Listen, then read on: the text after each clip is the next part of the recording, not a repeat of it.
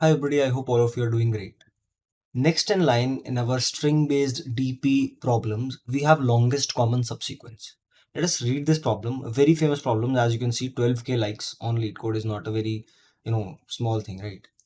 Given two strings, text1 and text2, return the length of their longest common subsequence, right? A subsequence which is common in both the strings, okay? If there is a length, if like there is no common subsequence, return 0. Basically you just have to return the length of the longest common subsequence, right? You don't have to return the exact subsequence itself. Length is only required, right? We can of course discuss what is subsequent on the board as well. You can see definitely that if like ace in this is a subsequence, definitely, right? Common subsequence is a subsequence which is common in both the strings, right? Let us analyze this problem on the board itself and then dive into it. So I've taken these two strings here to judge whether what is the longest common subsequence in this. First, before getting into the question itself, let us understand what is a subsequence. Then we'll see what is common subsequence, and then we'll try to find out the longest common subsequence. For example, in this particular string, you can definitely see if I write the string ADC, it is a subsequence. You can see every character I have written here is in a proper sequence and it is a part of the string. All the characters are a part of the string, right? If I write ACB, this particular string is not a substring because it's not contiguous, but it is definitely a subsequence because you can see they are in proper sequence. The elements in a subsequence should belong to the string and they should have a proper sequence, right? They can be contiguous, they cannot be contiguous, it's up to them.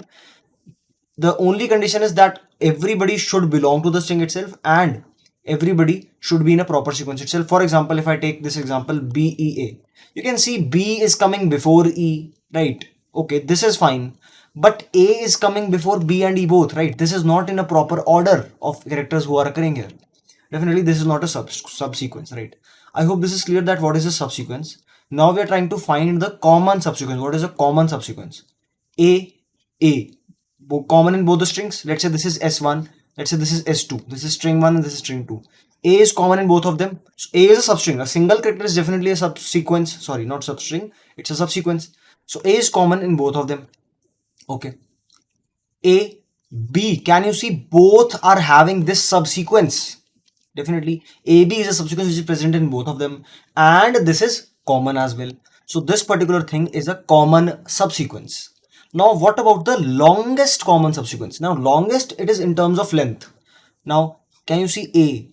If I select C, if I select E, in this particular thing as well, if I select A, if I select C, if I select E, you can see this subsequence is ACE.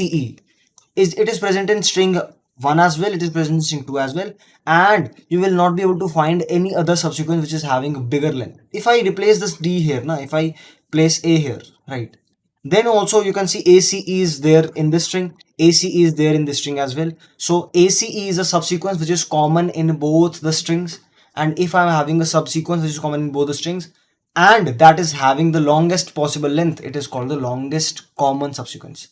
It is the common subsequence which is having the longest possible length among all the common subsequences, right? So you just have to return the length of this, which is 3, right? That would be the answer for this test case. I hope the problem statement is clear, right? Let us get right into the recursive part of this code. Let's see how we're going to solve this problem recursively. Now I have given these two strings some indexing, right? And according to these indexing, I am going to find out the longest common subsequence. Okay, so initially what I'll say that I'll start from 0, 0. Now this 0 is I and I will belong to S1. This 0 is J and J will belong to S2, right? Okay. So 0, 0, right? Just bear with me a little bit, right? It will be clear that why am I doing, what am I doing? Just look at the flow of the algorithm first. Normal recursive thing. 0, 0. Is the character in string 1 on 0th index equal to the character in string 2 on the 0th index? No. No. It is not equal, right? Both of these are not equal. So what do I have to do, right? I cannot exclude both the characters, right? I cannot exclude both the characters. What I'll try to do, I'll try to call. In the first call, I'll try to exclude the ith character, and in the next call, I'll try to exclude the jth character. Okay. So now here I'm going to call for, let's say I'll exclude the ith character 1, j. J will remain 0 only, right? I have excluded this a. I has moved here and this is staying like this only, right? I comma j. Now I am trying to exclude the jth character, so I am going to do 0 comma 1, right? It is not clear. I know what we are doing, why we are doing. It is not clear. Don't worry. Just be with me in this algorithm and it will be like crystal clear to you all. We are standing 1 comma 0. Is the 1th character equal to the 0th character? It's not equal. It's not equal. This means that, you know, both of them together cannot come in a subsequence. Correct? Both of them together cannot come in a subsequence. But can I simply say, if both of them cannot come, then it is possible that either of them can be a part of longest common subsequence, right? So I'll first call and I'll try to exclude the ith character and then I'll try to exclude the jth character. When they are not equal, I'll try to exclude both, right? One by one, right? Let's see. So B, right? So here I'm going to pass 2 comma 1. I is getting incremented. You can see these two characters I've discarded, right? Now from the j will remain the same, right? But if I discard from these two strings, if I discard this j, so I'm going to call for 1 comma 1, right? Okay. Let us look at this like more briefly, right? Just give me a second. Okay. So now we are standing on 2 comma 0. Now this 2 comma 0 is saying that 2 comma 0, what is the length of the longest common subsequence I am able to form, right?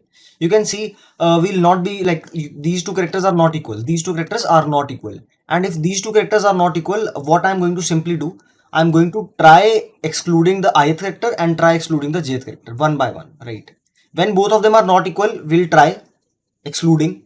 One time I'll try to exclude I, one time I'll try to exclude j, 3 comma 0, and the next call will be from, you can see 2 comma 1, right? So I incremented, here I'm incrementing j. Okay. Now 3 comma 0. Can you see the third character is equal to the 0th character from the string 2? Third character of string 1 is equal to the third character, 0th character of string 2. Definitely it is equal, right? And if this is equal now, if this is the case, if third character of this is equal to the 0th character of this, what I'm going to simply do, I'll try to include this person now, because this person can be a part of longest common subsequence. This person I'll try to include, and now I'm only going to do a single call where if this person is getting included, right, I am getting included, right, what is the best I am able to form by rest of the, you can say, string itself. Now let's see what is going to happen here. So here I'm just going to call for I plus 1 comma j plus 1, saying that, you know, what is the best I'm able to do from the rest of the string. I am able to come, that's fine. What is the best I'm able to do from the rest of the string? So here I will be also incremented and j will be also incremented, saying that what is remaining from the rest of the string. I hope these points are getting clear to you all, right? These points are pretty similar to checking palindromes, just like we did in the last problems, right? I hope you are able to relate this, and this we generally do in the string type questions. We exclude, we include, this kind of strategies there, right? Okay, 4 comma 1, 4 comma 1. Can you see in this particular, you can say area, the fourth is not equal to this 1th, right? And if this is not equal to, I'll first try to exclude this and then I'll try to exclude this, correct? So when I'll first try to exclude I, then I'll try to exclude, you can say j. When I'll try to exclude I, 5 comma 1 will be passed here. When I'll try to exclude j, you can say 4 comma 2 will be passed here, right? Essentially saying what is the best I am able to do using this, right? Okay, 5 comma 1. Your fifth index means that this string is empty now. And can I say, if I try to find out any common subsequence from an empty string, that is going to be an empty string itself.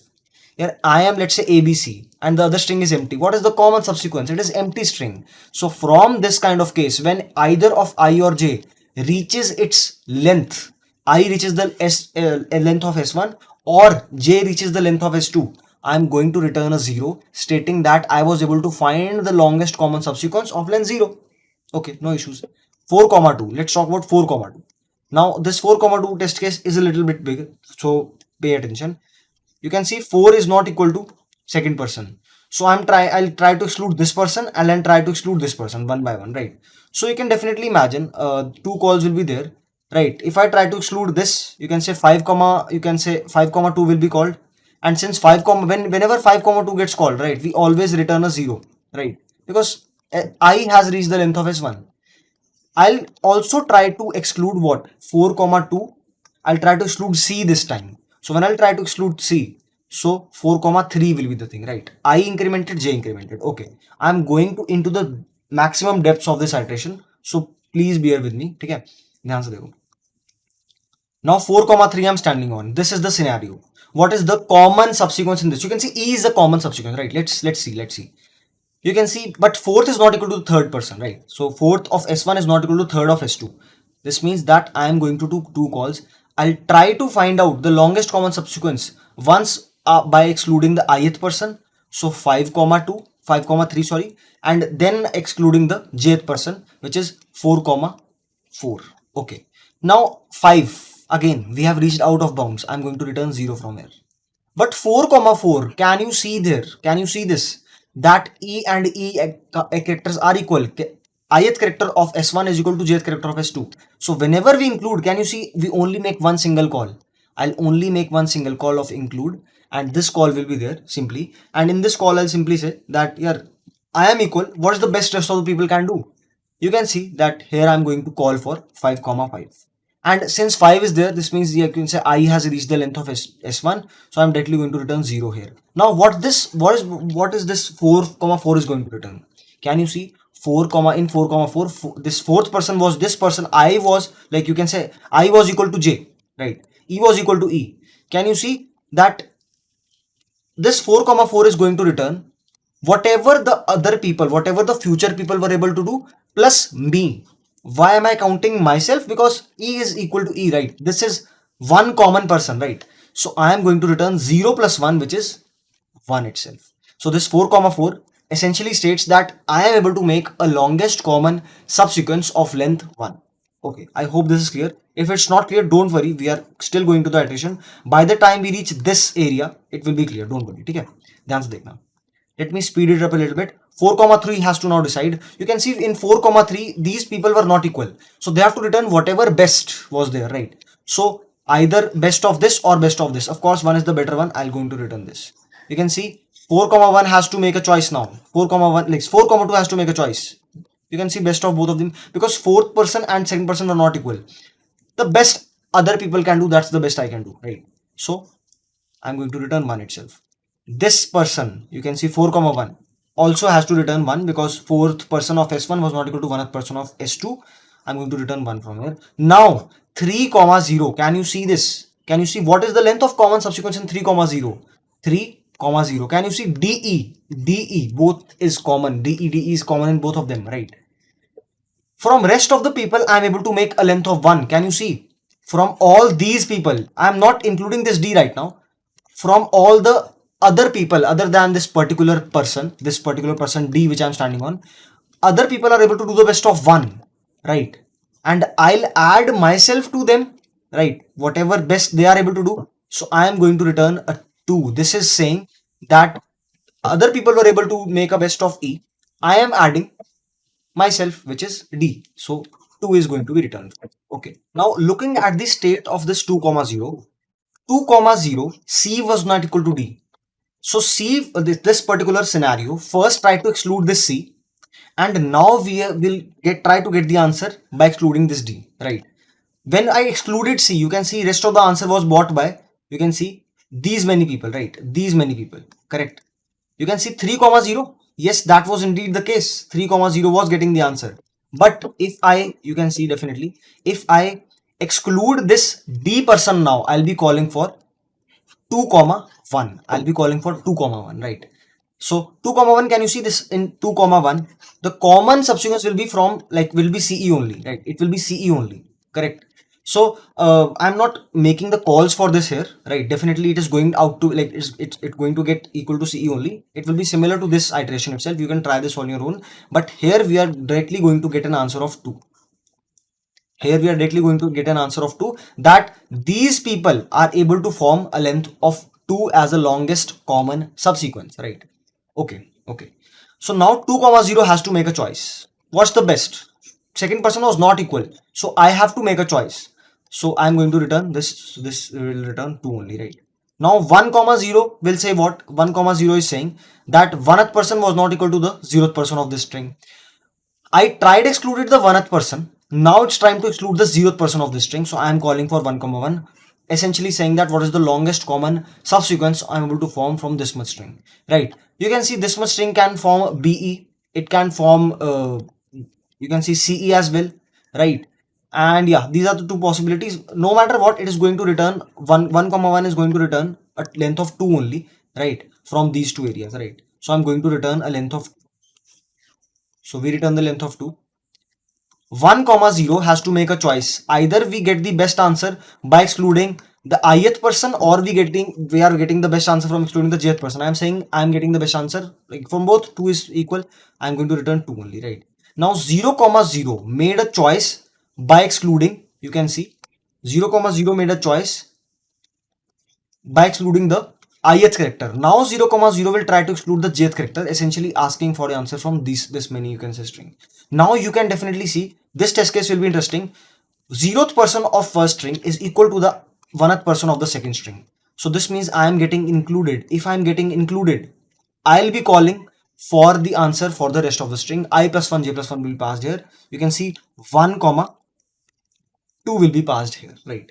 Now 1 comma 2 is passed here. You can definitely see 1 comma 2, right? B is not equal to C. So first I'll try to exclude, you can say, B, and then I'll try to exclude C, right? I'll do it quickly, right? So here this first call I'm going to do excluding I, then I'm going to exclude J. So 2 comma 2, and when I exclude J, it is I comma J plus 1, which is 3, correct? Okay. Now from this 2 comma 2, what is the best longest, like you can say, common subsequence I can make, right? Let's see, right?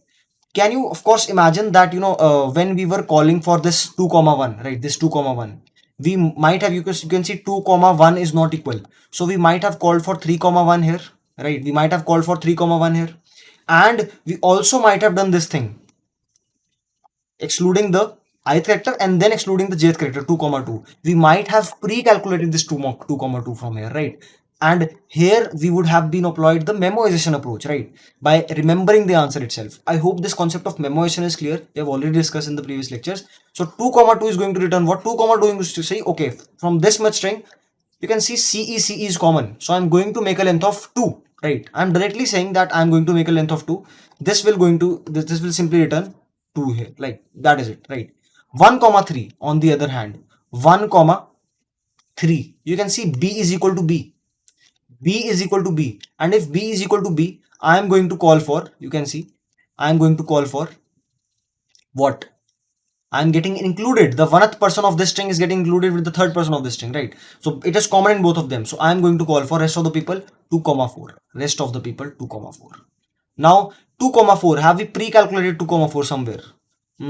I don't think so. We might have been calculated 2 comma 4 here, but let's analyze this, right? 2 comma 4 में क्या करेंगे यार? I'm going to call, let's look at 2 comma 4. 2 comma 4. You can see first I'll try to exclude the ith character, and I'll simply call for 3 comma 4, right? And then I'll try to exclude the jth character, which is 2 comma 5. Now 5 always returns 0 to me, right? Because you can see, there is no one in, like in the 5th index there's no one, so there's no one remaining. So if there's no one remaining, the longest common subsequence will be of length 0 only, right? But is this 3 comma 4, right? This is kind of interesting because 3 comma 4 states this, right?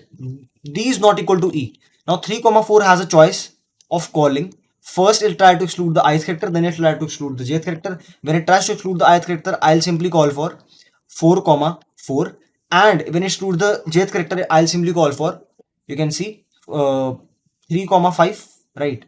This 3 comma 5, due to this 5 is going to return the 0 to me, because what is common between one string and one empty string? Nothing, right? 4 comma 4 we have actually pre-calculated, so I'm going to return 1 itself, right? Without calling further, I'll simply going to return 1. This is memoization. This is the optimization why we use DP, right? 3 comma 4 will return the best of whatever is coming. It will return 1. 2 comma 4 will return what is the best. I'll return 1. 1 comma 3 will return, okay, so rest of the people, you can see 1 comma 3. You can definitely, imagine from this particular area, right, that, 1th person of this string was equal to the 3rd person of this string, right? So rest of the people, 2 comma 4, what is the best are you able to make? Only length 1, they, like only E is common, right? So length 1 is returned from here. Now I am getting included, 1th person, or you can say the third person is getting included. So I'm going to return whatever is coming from me, plus 1, I'm going to return a 2 from, right? Which is me included, right? 1 comma 2, 1th person was not equal to the second person. You can definitely, I'll bring this here. 1th person is not equal to the second person. So 1th person is not equal to the second person. I am simply going to return what is the best is coming from front. So I'm going to return, okay. I'm going to return, you can see 2, the best, right? 0 comma 1 on the other hand, A is equal to A. And if A is equal to A, can you simply say that I am getting included? And the rest of the people are able to form a length of 2. Either they can be CE or they can be BE as well. I do not care. But the best they are able to do is of length 2. So I'll add that. It will become 3. 0th person was not equal to 0th person. I'm going to return the best. I'm going to return 3. And this is how we get the length of the longest common subsequence. Using this whole recursive tree, I have derived that what is the longest common subsequence. I hope this is clear. Right. On this channel, I go as deep as possible in the concept, not worrying about, you can say, the length of the video. You can, of course, fast forward the video itself. You have this, you can say, ability. But some students who are not able to understand the recursive concepts face a lot of difficulty. I do not want anybody to lag behind in this playlist. So you can definitely fast forward if you have already understood. And I don't think many of you are still watching who have already understood this part, right? But for those who have understood this whole recursive, you can say, tree, right? I hope this concept is clear. Now I'm about to write the pseudocode as well, and then we are going to do the code itself, right? So I'm trying to go as deep as possible. I'm trying to explain as minutely as possible, right? Of course, this gives me a drawback of, having very longer videos compared to other playlists on YouTube, right? But at the same time, I think that, I should do the full justification. So pseudocode would be simple. I'm going to write a function which returns an integer. I'll say recur, right? String s1 will be passed, string s2 will be passed, I will be passed, and j will be passed. I and j will be passed, right? So if I is equal to the length of s1, right, or j becomes equal to the length of s2, I'm going to return what? I'm going to return 0. This case, right, 5, right? And you can see from this case as well, we reached 5, return 0, right? So either of them returns, like, becomes equal to the length of this s1 or s2, right? Whatever they are iterating on, this becomes, you can say, 0. Nothing is common, basically. That's what I'm trying to say, right? Now if you can say, if I am having some, you can say, characters in both the strings, if s1 of ith person is equal to s2 of jth person, then what I'm going to return? I'm simply going to return 1 plus this 1 is why? Because I am equal, plus whatever is the best, what is the common common subsequence in the other people, right? In the people after I and j. So recur for s1 will be passed as it is, s2 will be passed as it is, I plus 1, j plus 1. This will denote the rest of the people. If I am having, like, both the people are not common, then I'm going to return the max of, I'm going to return the max of what? Recur for s1 will pass as it is, s2 will be passed as it is. First try to exclude I plus 1 j, and then try to exclude j. So I'm going to write this as it is. Instead of writing this here, I'm going to write here I j plus 1. So I plus 1 j, I j plus 1. The competition is between these two values. So whatever is the best I'm able to do, that is what I'm going to return. And this is itself the whole pseudocode itself, right? Let's get right into the recursive solution of this. Then we'll optimize it to memoization and then optimize it to tabulation check. So here we are in the code itself. I'll simply write the function, you can say return recur. I'll pass text1, text2, int I, so you can say 0 comma 0. Initially I'll call for 0 comma 0, right? Okay. So let's complete this function recur. Public int recur, right?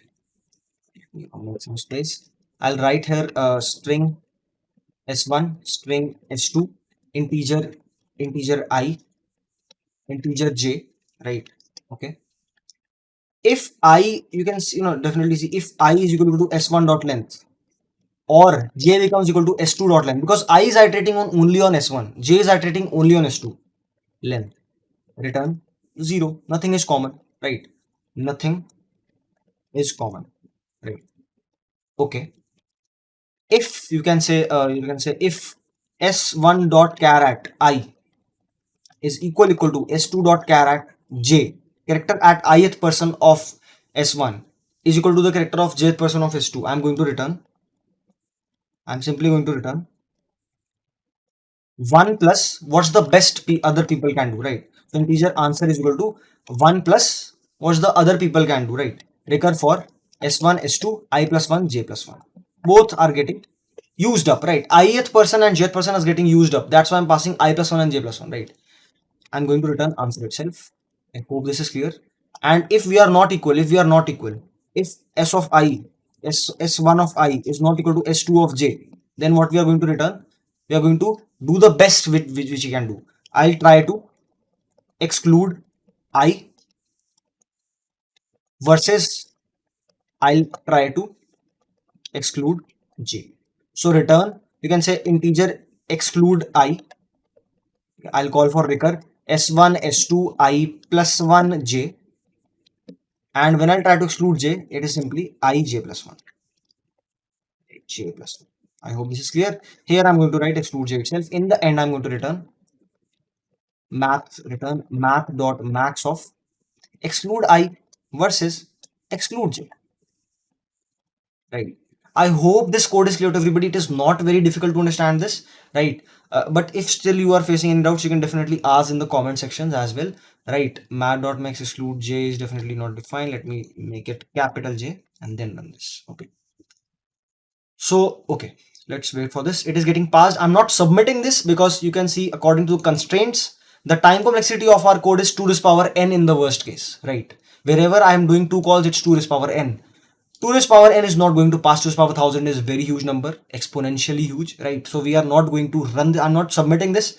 Some students ask me that why don't I submit the recursive code? Because it's not going to pass. It's going to give me TLE. That's why we are learning DP to optimize the recursive code, right? Now, let us look at the memoization approach for this problem. Now for memoization, I am simply going to do what? I'm simply going to copy paste this code, right? This we actually do. You can see two parameters are getting changed. So I have to make a DP of length like 2D DP, right? This 2D DP will be formed, right? You can see these cases are fine, okay, right?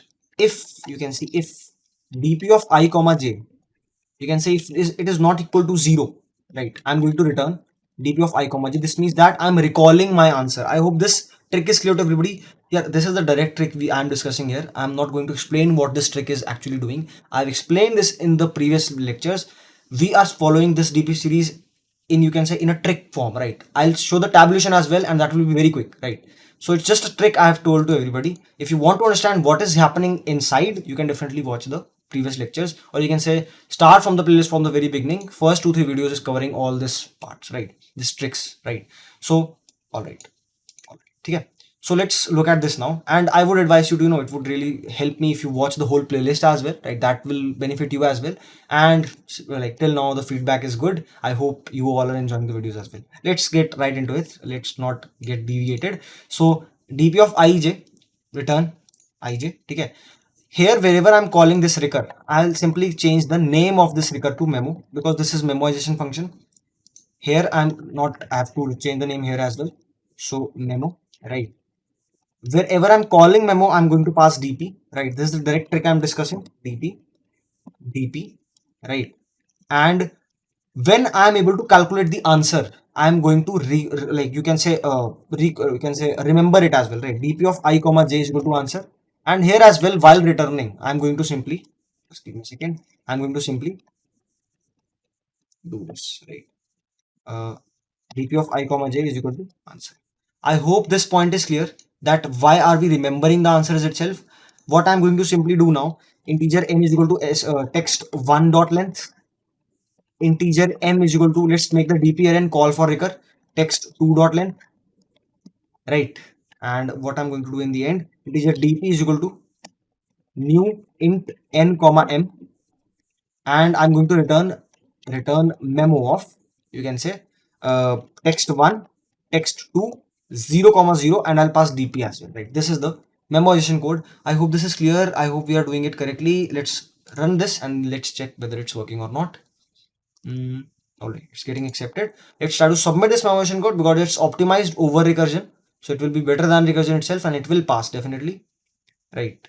Time limit exceeded. Okay. Let's analyze this. What is happening? So one you can say minute mistake I've done here is that I've used 0 as the placeholder to check whether if dp of I comma j was not touched before. Instead of 0, I'm going to write -1 here. I'm going to fill this dp array with -1s, and these -1s will tell me whether I've touched this particular recursion call or not, because 0 is not, you can say, will you can say many people will have 0 itself, right? And we'll again and again try to call for them, and that will simply increase my time complexity. That will not be beneficial, right? We are essentially skipping over dp part, right? So I'll simply, for integer I is equal to 0, I less than n I plus plus, you can say arrays dot fill dp of ith array I'll fill with minus. So I'll fill every like place of this 2D array with -1s, and let us use this failing test case itself, and let's try to run and let's check if this is working or not this time, right? So yeah, it's passing now. Let's try to submit this, and yeah. So it's getting passed. Let's quickly convert this memoization code to tabulation code now. Now to convert this memoization to tabulation, what I simply want to do is I'll create a function. I'm simply going to use the direct trick itself. It's been a long time we have used this trick. Public int tabulation, integer, you can say string s1, string s2, you can say integer 2D array dp, right? So this, and where like in tabulation now I have to decide the loops. There are going to be two loops because there are two changing variables, and you can see both the variables are approaching to their respective lengths, right? So what I'm going to do, I'm going to get the lengths of both the strings, right? Here I'm going to write s1, here I'm going to write s2, right? And now what I'm going to do, I'm going to start the loops from the base case of this particular memoization. So I will be starting from n minus 1, I greater than equal to 0, I minus minus. For integer j is equal to, you can say, m minus 1, j greater than equal to 0, j minus minus. Now we are starting from the base case, bottom up, right? So this code, exactly this code, I'll copy and paste this. This is the direct trick I'm showing you for this, you can say DP, right? So I'm going to directly paste this here, right? Just give me a second. Okay. Let me just do it like this only. Okay. So I hope this is clear that I've pasted the whole code inside this. Now this check I can remove, right? This check I can remove wherever I am writing return. Wherever I'm writing return, now you can see I'm writing return in these three places. I'll remember and then continue, right? Remember and continue, right? So what I'll do, this condition I can simply remove because this is memoization condition. I don't want this condition right now. So in tabulation this gets removed. Rest of the places wherever it is return, I'll simply remember and continue. I'll just remember in the DP array and I'll continue. Here also I'll remember in the DP array and I can write continue after this line, or it is up to me. It will definitely going to be continue because it's the last line of the loop itself, right? Okay. So all the return statements have been replaced. Wherever I'm calling memoization, now I'll try to access DP here, DP of I plus 1j. You can see the parameters, right? Here I'm calling for memoization of I plus 1j. Here I will try to access the DP of I plus 1j, right? The answer will be already calculated because we are starting from the base case. I hope this, you can say, thing is also clear. Answer will be, we are calling in this particular memoization. Now we are calling memoization to get the answer. But in this tabulation part, we are going from the base case. So answer for this call will already be calculated in this index of DP itself, right? So we are going from base case to the overall case we want, right? So I j plus 1, this will be given here. So here I've replaced these calls. Here also I'm calling for I plus 1 j plus 1. Here I'll simply say that DP of I plus 1 j plus 1, right? One minute problem is there with this code, that this I plus 1 can go out of bounds, this j plus 1 can go out of bounds, and here also I can go out of bounds, right? Because I is starting from n minus 1, it is possible that I can go out of bounds, right? So here I'll using the ternary operator, I'll say if I plus 1 is less than n, then only try to access this index in the DP, else try to access 0. Right? Just write 0 here. If j plus 1 is less than m, then only try to access this index in the DP array, DP2D array, else consider it to be 0 itself. I hope these points are clear. Also here I want to write checks, but here I'm going to write the checks for both I and j. None of them can be equal to, you can say, n. If I plus 1 is less than n and j plus 1 is also less than m, then only I'll try to access this index in the DP. Else I'll say that, 0 will be the answer for this, right?